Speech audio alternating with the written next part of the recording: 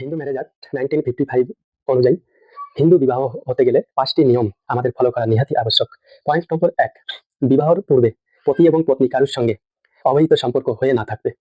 যদি তাই হয় তাহলে সেই ম্যারেজ ভয়েড হবে এবং হিন্দু ম্যারেজ অ্যাক্ট সেকশন 17 অনুযায়ী সে পানিশমেন্ট পাবে।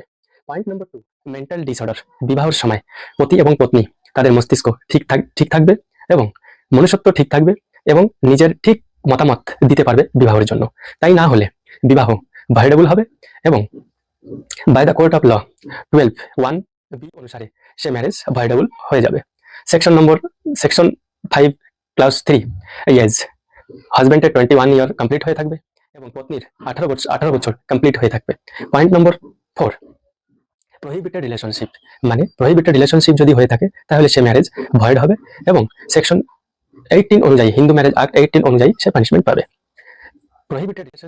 প্রহিবিটেড রিলেশনশিপ মানে ভাই বোন বিবাহ, কাকার মেয়ের সঙ্গে বিবাহ, জ্যাঠার মেয়ের সঙ্গে বিবাহ, বোনের মেয়ের সঙ্গে বিবাহ, ভাইয়ের মেয়ের সঙ্গে বিবাহ, এমন ক্ষেত্রে ম্যারেজটা ভয়েড হয়ে যাবে এবং হিন্দু ম্যারেজ অ্যাক্ট 18 অনুযায়ী সে পানিশমেন্ট পাবে।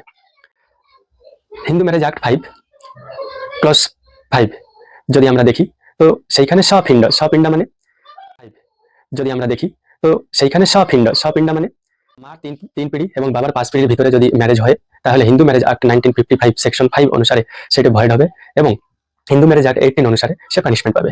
তাই আমরা এই জিনিসগুলো ফলো করে আমরা হিন্দু ম্যারেজ অ্যাক্টের ভিতরে থাকবো এবং হিন্দু রীতিনীতি হিসাবে